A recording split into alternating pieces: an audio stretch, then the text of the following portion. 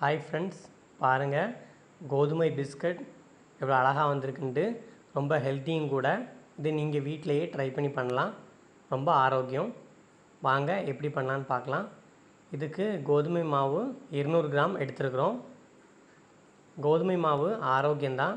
So இதை நம்ம வீட்டிலையே இந்த பிஸ்கட் பண்ணுறதால கூட கொஞ்சம் கூட ஹெல்த்தியாக நம்ம ஃபீல் பண்ணலாம்.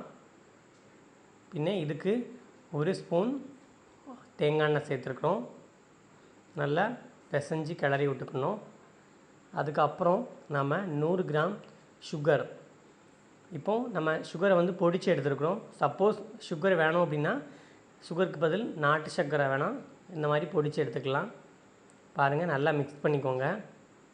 இதுக்கு ஒரு பிஞ்ச் உப்பு சேர்த்து நல்லா மிக்ஸ் பண்ணிக்கோங்க. இதுக்கப்புறம் நம்ம நெய் ஒரு 50 ml சேர்த்துருக்குறோம். ஏன்னா நெய் கொஞ்சம் ஹெல்த்தியாக இருக்குது, நம்ம உடலுக்கும் ரொம்ப நல்லது. பாருங்கள், நல்லா பிசைஞ்சு எடுத்துக்கோங்க. தண்ணி மேக்ஸிமம் தேவைப்படாது. தேவைன்னா கொஞ்சம் நமக்கு மாவு ரொம்ப கட்டி பதமாக இருக்கணும். நல்லா லைட்டாக வேணால் கொஞ்சம் தண்ணி ஆட் பண்ணிவிட்டு நல்லா பிசைஞ்சு எடுத்துக்கோங்க. இந்த பிஸ்கட் நம்ம வீட்டிலே பண்ணுறதால நோ சைட் எஃபெக்ட். அதாவது பேக்கிங் பவுடர் போட வேண்டாம், பின்ன ஓவன் கூட தேவையில்லை. நம்ம வீட்டிலையே ஈஸியாக பண்ணி நம்ம பிள்ளைங்களுக்கு கொடுக்கலாம். நல்லா பாருங்கள், நல்லா கட்டி பதத்துக்கு வந்துட்டு இதை நம்ம சுகரெல்லாம் நம்ம அரைச்சி போட்டதால் ஒரு 10 நிமிஷம் நம்ம வெயிட் பண்ணி பாருங்கள், எடுத்தாச்சு. இப்போ பதத்துக்கு வந்துடுச்சு. நம்ம சின்ன சின்ன உருண்டையாக பிடிச்சி நம்ம பிஸ்கட் அளவுக்கு நம்ம எடுத்து வச்சுக்கலாம். பாருங்கள், இந்த மாதிரி பண்ணணும். நம்ம 200 கிராம் மாவு பண்ணும்போது இதில் ஒரு 20-25 பிஸ்கட் வரும்.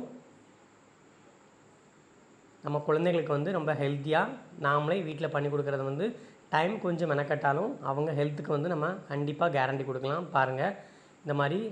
அதுக்கப்புறம் இட்லி கொப்பரையில் நம்ம வச்சு எடுத்துக்கலாம். எண்ணெய் தடவிட்டு இந்த மாதிரி வச்சுட்டு நாங்கள் என்ன பண்ணியிருக்கோம் அப்படின்னா, நம்ம இண்டக்ஷன் குக்கர்லேருந்து நான்ஸ்டிக் பேன் இருக்கும் இல்லையா, அதை இந்த மாதிரி இட்லி இதை வச்சு எடுத்துருக்கோம். நீங்கள் இதுக்கு பதில் வேணால் ப்ரெஷர் குக்கர் இல்லை அப்படின்னா நம்ம பொரிக்கான் சட்டி இருக்கும் இல்லையா, அதில் இந்த மாதிரி வச்சு எடுத்துக்கலாம். 10 நிமிஷத்துக்கு ஒரு டைம் 10 நிமிஷம் போதும் லோ ஃப்ளேமில். இதை ஒரு டைம் பரட்டி எடுத்து போட்டு அதுக்கப்புறம் எடுத்தாச்சு. பாருங்கள், சுவையான நமக்கு கோதுமை பிஸ்கட் ரெடி ஆகிடுச்சு. இதை ஒரு என்ன சொல்கிறது, ஏர்டைட் கண்டெய்னரில் நம்ம போட்டு வச்சிட்டோம் அப்படின்னா நமக்கு 1 மந்த் வரைக்கும் கூட இது கெடாமல் இருக்கும். ஸோ ரொம்ப ஹெல்த்தியும் கூட. நீங்களும் வீட்டில் ட்ரை பண்ணி பாருங்கள். இதோட கருத்துக்களை கமெண்ட் பாக்ஸில் கமெண்ட் பண்ணுங்கள், லைக் பண்ணுங்கள்.